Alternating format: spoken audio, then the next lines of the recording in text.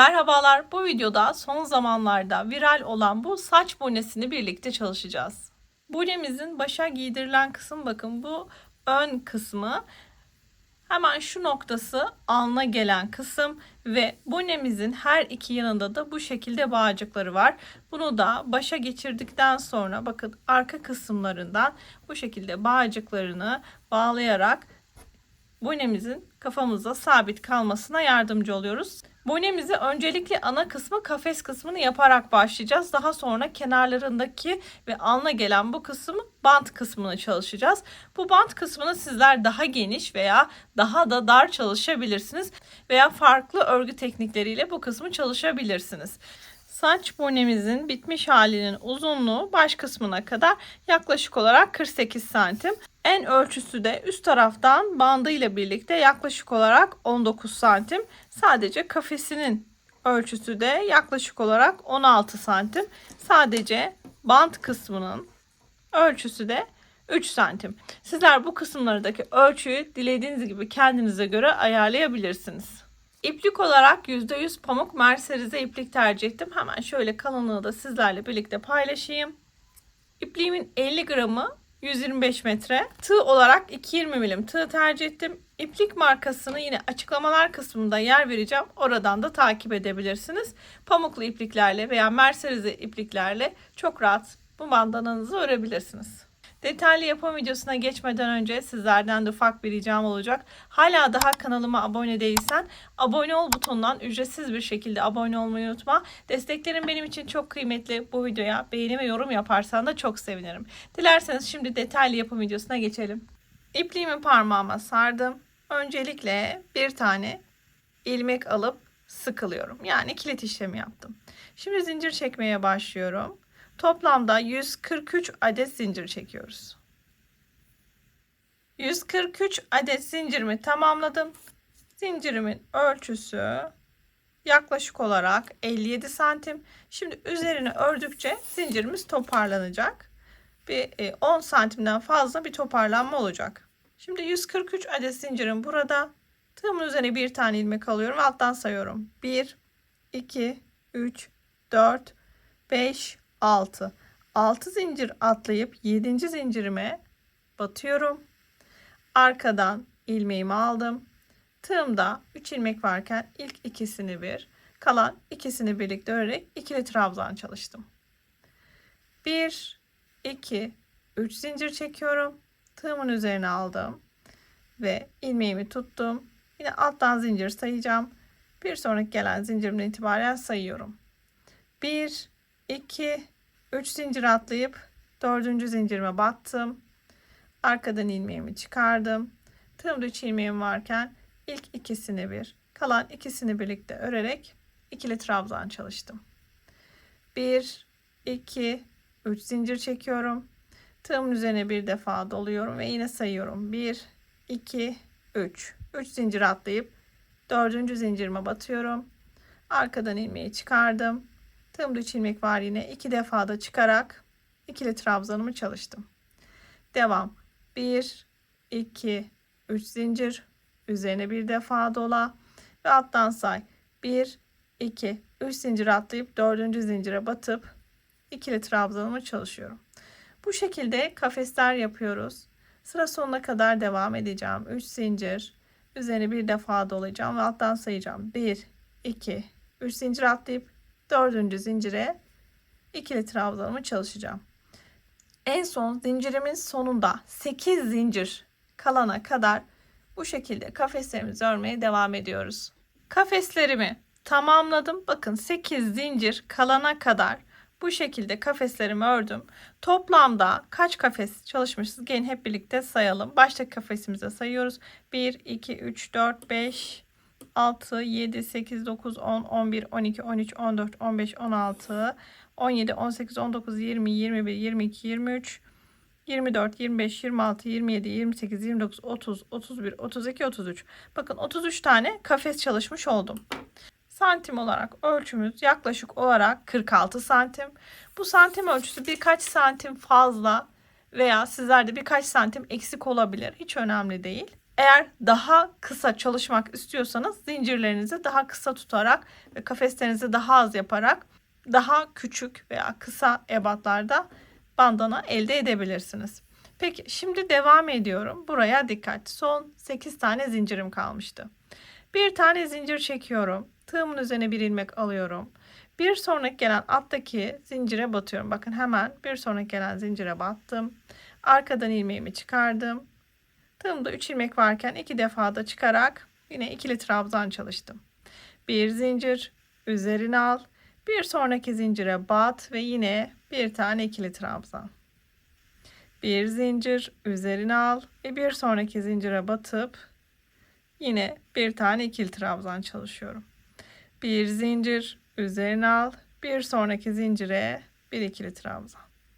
Bakın bu şekilde zincirimin sonuna kadar devam. Bir zincir, üzerine al ve alttaki zincire ikili trabzan.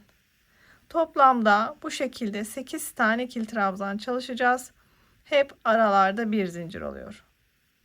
Devam ediyorum. Bir zincir, üzerine al ve son zincirime de ikili trabzan. Hemen gelin bakalım ve sayalım. Bakın 1, 2, 3, 4, 5, 6, 7, 8. 8 ikili trabzan yaptım ve aralarda bir zincir. Buraya kadar da yine bir santim ölçüsünü sizlerle paylaşmak istiyorum. Bakın ütülenmemiş haliyle şöyle en son yaptığımız ikili trabzanları da sayarsak şöyle tuttuğum zaman 50 santim oluyor da bıraktığım zaman arkadaşlar 49 santim. Evet, devam ediyoruz. Bakın son zincirime de ikili trabzanımı çalışmıştım. Şimdi bir zincir çekiyorum. Üzerine alıyorum. Aynı ilmeğe batıp aynı son zincirime batıp buraya bir tane daha ikili trabzan örüyorum. Tekrar bir zincir. Üzerine al ve aynı zincire bir tane daha ikili trabzan. Bakın son zincirime 3 tane ikili trabzan çalışmış olduk. Çünkü dönmemiz lazım. Karşı taraflarını da öreceğiz. Devam. Bir zincir. Üzerine al. Şimdi arkadaşlar karşı tarafa geçmiş oldum. Ve 3 tane ikili trabzan bu köşede var. Dikkat. Daha sonra bakın karşısına gelen trabzanı örmem lazım. Bir zincir çekmiştim. Hemen bakın karşısındaki trabzanın dibine battım. Arkadan ilmeğimi çıkardım. Buraya ikili trabzanımı ördüm. Devam ediyorum. Bir zincir üzerine alıyorum ve bir sonraki gelen karşısındaki trabzan tepesine batıp ikili trabzanımı örüyorum. Daha doğrusu dibine batıyoruz arkadaşlar. Trabzanın dibine. Bir zincir üzerine aldım ve karşısındaki trabzanın dibine batıp ikili trabzanımı örüyorum. Bir zincir üzerine al.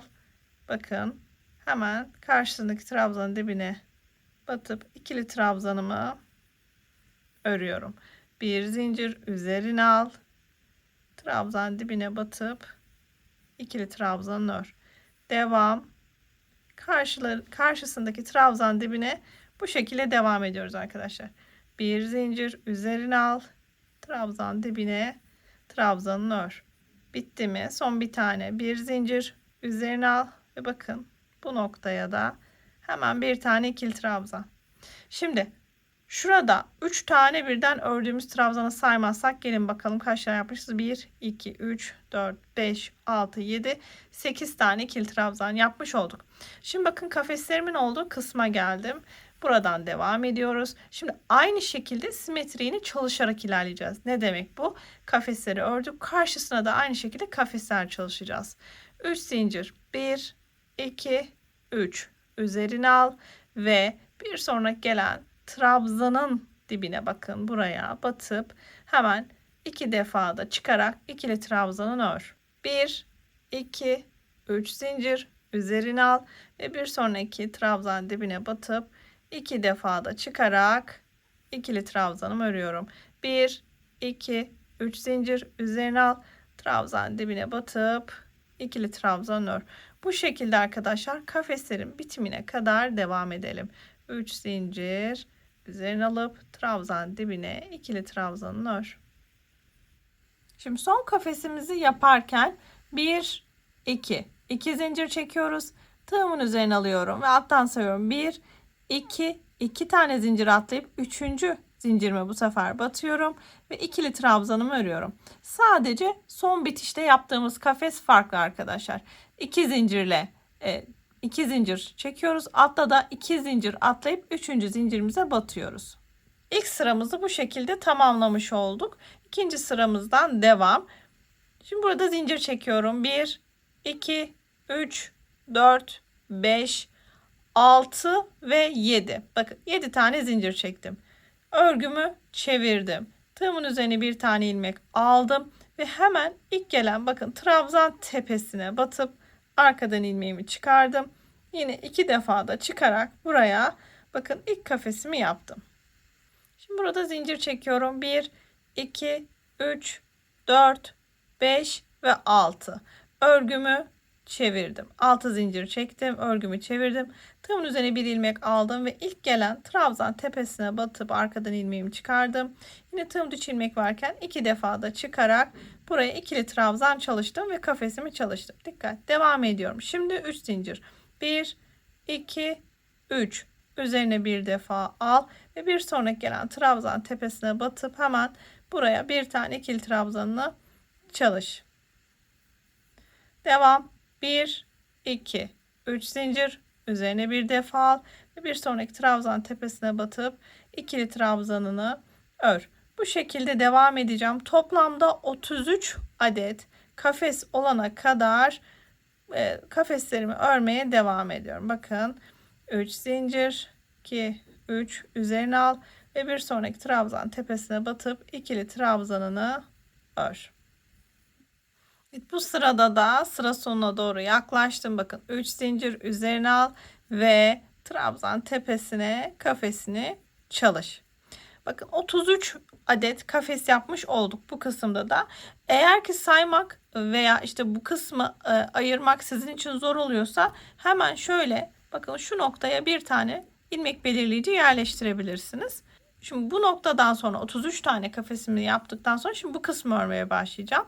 Şimdi bir önceki sırada aralarda bir zincir çekerek ikili trabzanımızı örmüştük. Şimdi aralarda 2 zincir çekeceğiz. 1, 2 tığımın üzerine al ve bir sonraki gelen trabzan tepesine batıp ikili trabzanını ör.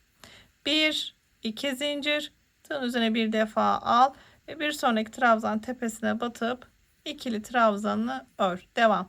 1, 2 zincir üzerine al ve bir sonraki trabzan tepesine ikili trabzanını ör. Herhangi bir arttırma veya eksiltme yapmadan bakın bu işlemi devam ediyoruz arkadaşlar. Aralarda 2 zincir üzerine al ve trabzan tepesine batıp ikili trabzanımı örüyorum. Aynı şekilde bakın bu kısımda bir önceki sırada arttırma yapmıştık. Bu sırada herhangi bir arttırma yapmadan aynen devam. Bakın ikili trabzanımı örüyorum. Arada 2 zincir üzerine al. İkili trabzan ör. Devam. 2 zincir üzerine al. İkili trabzanımı ör. Sayısını da sizlere vereceğim. Bu noktada kaç tane trabzan çalıştık? Sizler de sağlamasını yapabilirsiniz. Arada 2 zincir bakın trabzanımı ör. Burası bu şekilde yuvarlanmaya başlıyor. Devam. Bakın 2 zincir üzerine al ve bir sonraki trabzan tepesine batıp trabzanını ör. 2 zincir üzerine al. Bir sonraki trabzan tepesine trabzanımı örüyorum. Bitirelim birlikte. 2 zincir üzerine aldım ve trabzan tepesine battım. Her gördüğüm bakın trabzan tepesine batıp yine ikili trabzanımı örüyorum. Evet, sona doğru yaklaştım. Bakın 2 zincir, şimdi son trabzanımı yaptım ve bitti bu kısım. Şimdi kafeslerimi çalışmaya başlayacağım. Dediğim gibi eğer bu kısımları ayırmakta zorlanıyorsanız hemen bakın ilmek belirleyici yerleştirebilirsiniz bu noktalara. Şimdi gelin bakın sayalım kaç tane trabzan ördük. Hemen şöyle bakın şuradaki trabzandan başlayalım isterseniz. 1, 2, 3, 4, 5, 6, 7, 8, 9, 10, 11, 12, 13, 14, 15, 16, 17, 18, 19. 19 tane trabzanımız var. İkili trabzanımız var. Şimdi devam ediyorum. Kafeslerimi artık çalışacağım. Bakın kafes sıram geldi. 3 zincir 1 2 3 üzerine al bir defa ve trabzan tepesine batıp ikili trabzanını ör. Devam. 1 2 3 zincir üzerine al ve trabzan tepesine batıp 2 defa da çıkarak ikili trabzanını ör.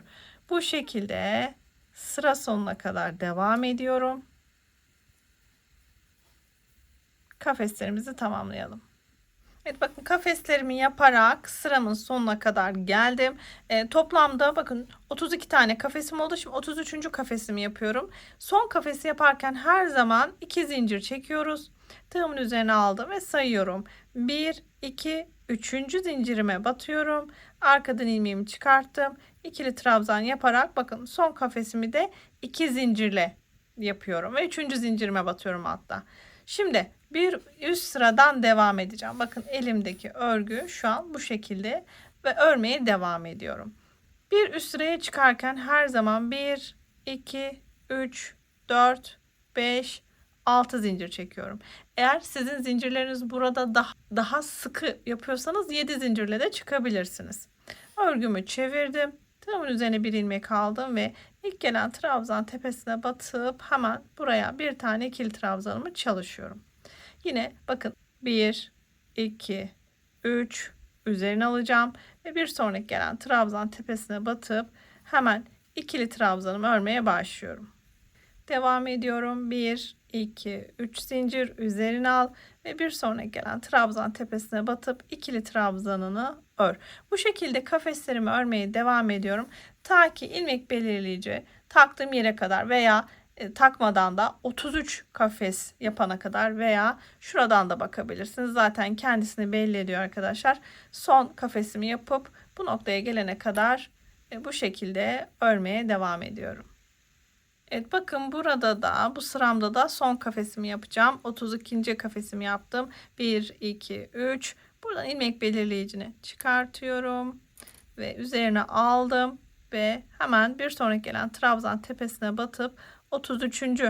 kafesimi de tamamladım. Yine tekrar buraya bir belirleyici takabilirsiniz. Karıştıran arkadaşlarım için. Şimdi devam. Bakın buradaki bu kısma geldi. Baş kısmına geldik. Şimdi burada 1 2 3 zincir çekiyoruz bu sırada. Bir önceki sırada aralarda 2 zincir vardı. Şimdi 3 zincir. Üzerine alıyorum ve bir sonraki trabzan tepesine batıp ikili trabzanımı örüyorum. Devam. 1 2 3 zincir üzerine al ve bir sonraki trabzan tepesine batıp ikili trabzanını ör. 1 2 3 zincir ve üzerine al. Bir sonraki trabzan tepesine batıp ikili trabzanını ör. Bakın artık aralarda 3 zincir, trabzan tepelerine batıp yine ikili trabzan çalışıyoruz. Devam edelim. Bakın çevresini tamamen dönelim. Herhangi bir arttırma veya eksiltme işlemi yapmadan aralarda 3 zincir, trabzan tepesine ikili trabzan. Evet, çevresini döndüm arkadaşlar. Yine ilmek belirleyicinin olduğu yere geldim. Çıkarttım hemen. 3 zincir çekmiştim. Üzerine alıyorum ve yine bakın buraya bir tane ikili trabzan yapıyorum ve tekrar belirleyicimi yerleştiriyorum. Dilerseniz bakın şimdi burada da kafesleri gelin sayalım. Şimdi buralarda da artık bakın kafesler oluşmaya başladı. Hemen belirleyicimi yerleştirdiğim noktadan 1, 2, 3, 4, 5, 6, 7, 8, 9, 10, 11, 12, 13, 14, 15, 16, 17, 18. Bakın baş kısmında da 18 tane kafesimiz olmuş oldu. Şimdi devam ediyorum kalan kısımlarını örmeye. Bakın şimdi bu kalan kısımları artık öğrendik. Aralarda 3 zincir çekip ikili trabzan yapacağız. 1 2 3 üzerine al ve trabzan tepesine batıp ikili trabzanını ör. Sıranın bitişine kadar devam ediyoruz. Burada da sıra sonuna geldim. Bakın son kafesteyim. 33. kafeste ne yapıyorduk hatırlayalım. Sıra sonuna gelince 3 değil de 2 zincir çekiyoruz. Tığımızın üzerine aldık ve sayıyoruz. 1 2 3. zincirimize batıp buraya bir tane ikili trabzan yapıyoruz. Sonuncu kafesimiz de bu şekilde. Bir üst sıraya başlarken yine 1 2 3, 4, 5, 6 zincirle başlıyoruz. Örgümü çevirdim. Tığımın üzerine bir tane ilmek alıp hemen ilk gelen trabzan tepesine batıp buraya bir tane ikili trabzan yapıyorum. Devam. 1, 2, 3 zincir üzerine al ve bir sonraki gelen trabzan tepesine batıp ikili trabzanını çalış. Bu şekilde arkadaşlar devam ediyorum. Şimdi burada aslında çok daha kolay ilerleyeceğiz artık. Dolayısıyla ilmek belirleyicini taktığım noktayı çok takip etmemize de gerek kalmayacak. Bakın 3 zincir çekiyorum hep. Üzerine alıyorum ve trabzan tepesine batıp ikili trabzanımı örüyorum. Hem buradaki kafeslerim bu şekilde devam ediyor. 3 zincir ve ikili trabzan. Aynı zamanda yine bu kısımda da bu şekilde devam edeceğiz. Tam tur dönüyoruz arkadaşlar. Hem bu kısım hem baş kısmı 3 zincir ve ikili trabzanla trabzan tepelerine batıp tekrar ikili trabzan örüyoruz. Evet, bonemin ana kısmını bitirdim arkadaşlar. Bakın en son ikili trabzan yaptım. Burada bir ilmek alıp sıkılıyorum. İpliğimi kesiyorum. Ve bu ipliğimi iç taraftan şöyle yürüterek gizliyorum. Şimdi bu noktada kaç sıra ördük? Gelin hep birlikte bakalım. Şimdi şöyle bakın ikiye katlıyorum. Bakın şurası baş kısmı. Şöyle ikiye katladım. Burada bir buhar vererek ütüleyebilirsiniz. Hem santim ölçüsünü vereceğim hem de kaç sıra çalıştık ona bakacağız. Şimdi baş kısmında bu kısımdan sayalım. 2'ye katladığımız zaman 1, 2, 3, 4, 5, 6, 7, 8, 9, 10, 11, 12, 13, 14, 15, 16, 17, 18. Bakın 18 sıra bu şekilde kafeslerimi çalıştım. Burada santim olarak ölçümüz yaklaşık olarak 16 santim. Boy ölçüsü de şöyle bakın baş kısmından bitiş kısma kadar olan boy ölçüsü de benim burada 49 santim. Sizler burada boyunun daha kısa olmasını istiyorsanız başladığınız zincir sayısını azaltarak buradaki boy uzunluğunu kendinize göre belirleyebilirsiniz. Bu ölçü benim hoşuma giden ölçü oldu açıkçası. Şimdi devam ediyoruz. Bonemizin kenarlarında kalan ve arka kısmında bağlanmayı sağlayan bağcıkları ve öne gelen kısmı yapacağız. Burada öncelikle en tepe noktasını belirlememiz gerekiyor. Bakın bu şekilde ikiye katladım ve şurası benim merkez tepe noktam. Hemen buraya bu kafese bir tane ilmek belirleyici yerleştirdim. Şimdi bu merkez noktasından eşit uzaklıkta kafeslere bağlayıp bağcığımızı örmemiz lazım. Burada sizler istediğiniz gibi bunu kendi ölçünüze, kendi başınıza göre ayarlayabilirsiniz. Ben yine standart bir ölçü burada vermeye çalışacağım. Tam baş kısmında bakın merkez kafesini belirledikten sonra sayıyorum. Buradan itibaren 1, 2, 3, 4, 5, 6, 7, 8, 9, 10, 11. 11. kafesimi buldum ve burada 11. kafesin bitiminde bulunan trabzan tepesine yine bir tane ilmek belirleyici yerleştiriyorum. Diğer kısımdan da aynı şekilde sayıyoruz. Bakın merkezdeki bu ilmek belirleyiciden sonra başlıyorum saymaya.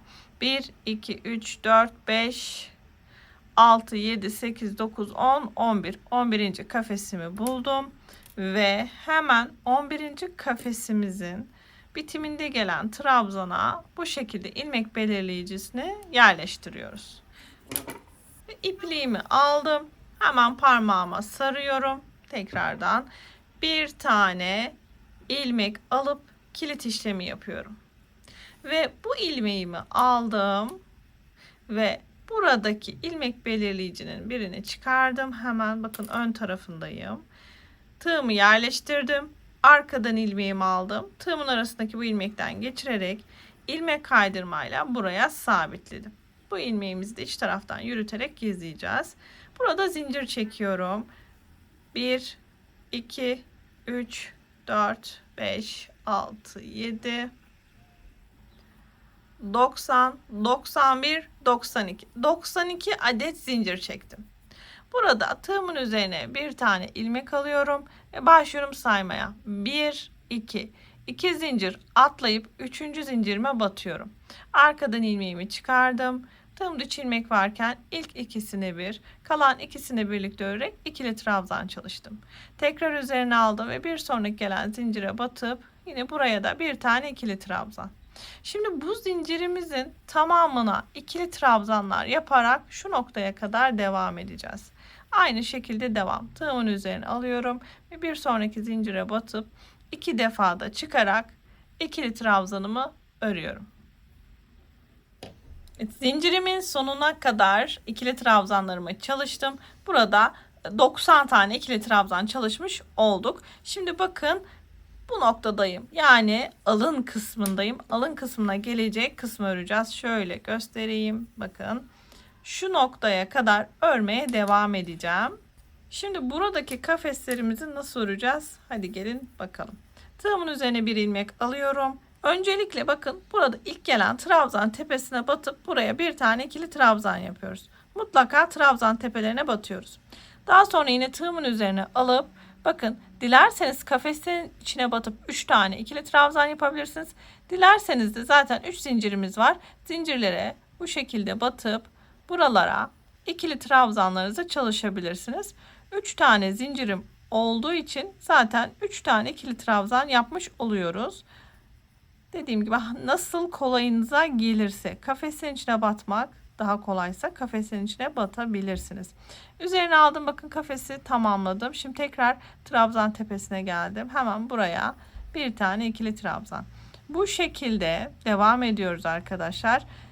Diğer bir yeşil ilmek belirleyicinin oraya gelene kadar işlemler devam. Bakın kafeslere 3 ikili trabzan, trabzan tepelerine bir tane ikili trabzan veya diğer bir tabirle zincirlere birer ikili trabzan, trabzan tepelere birer ikili trabzan yaparak buradaki alın kısmındaki ikili trabzanları örelim. Bu noktaya kadar gelelim. Evet, bakın baş kısmında ikili trabzanlarımızı da bu şekilde bitirdik. Bir diğer ilmek belirleyicinin oraya kadar geldim. Şimdi bu noktada dilerseniz ipliğinizi kesip tekrar dibinden zincir çekip üzerine geçebilirsiniz. Ama ben burada direkt zincir çekmeye başlayacağım. Zincirin altından başlayarak ikili trabzanlarımı yapacağım. Buraya ilmek kaydırma yaparak daha sonra sabitleyeceğim. Bu noktada 92 tane zincir çekmeye başlıyorum. Çünkü bakın bu uçta da 92 tane zincir çekmiştim. Başlıyorum. 1, 2, 3, 4, 5, 6, 7, 8, 9, 91 ve 92. 92 tane zincirimi çektim. Şimdi tığımın üzerine bir ilmek aldım. 1, 2, 2 zincirimi atlayıp 3. zincirime batıyorum. Arkadan ilmeğimi çıkardım. Tığımda 3 ilmek varken 2 defa da çıkarak ikili trabzanımı örmeye başlıyorum. Tekrar üzerine aldım. Bir sonraki zincire yine bir ikili trabzan daha. Bu şekilde arkadaşlar zincirimizin sonuna kadar trabzanlarımızı örerek devam ediyoruz. Evet, bakın zincirimin sonuna kadar geldim. Son ikili trabzanımı yaptım. Şimdi burada dikkat. Normalde bakın bu şekilde duruyor. Bizim bunu düz hale getirmemiz için örgümüzü tam bakın şu noktadan şöyle tutup çeviriyoruz. Ve buradaki ilmek belirleyiciyi artık çıkartabilirim. Bu şekilde çevirdikten sonra bu noktaya şu şekilde tığımı yerleştiriyorum. Arkadan ilmeğimi aldım ve tığımın arasından geçirerek sabitliyorum. Burada bir ilmek alıyorum. İpliğimi sıkıladım ve ipliğimi burada kesiyorum. Bu ipliğimi şöyle iç taraftan yürüterek gizliyorum ve bakın böylece burayı da pürüzsüz bir şekilde halletmiş olduk. Dolayısıyla bonemizin bu kenarlarında olan bağcıklarının da ilk sırasını yapmış olduk. Şimdi ikinci sıradan devam edeceğiz. Hemen ipliğimi parmağıma sardım.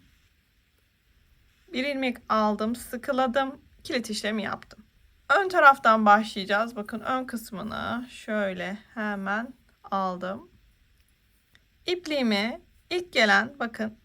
ilk gelen zincirimin tepesine batıyorum. Arkadan çıkardım. Tığımın arasındaki ilmekten çıkarak ilmek kaydırmayla buraya sabitledim.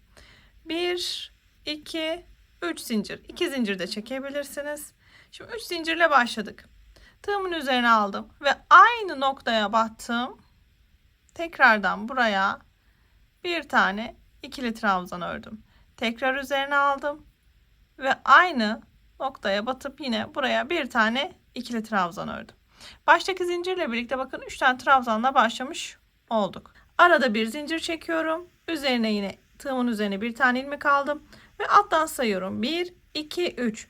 3 trabzan tepesi atlıyorum. Bakın 1 2 3 trabzan tepesi atlayıp dördüncüye batıp buraya hemen bir tane ikili trabzan örüyorum. Tekrar üzerine alıyorum. Aynı trabzan tepesine bir ikili trabzan daha. 2. Üzerine al, aynı trabzan tepesine bir ikili trabzan daha ve 3'e tamamladım. Arada bir zincir, üzerine al ve say. 1 2 3. 3 trabzan tepesi atlayıp dördüncüye batıp yine buraya 3 tane ikili trabzan örüyorum. 2 ve 3.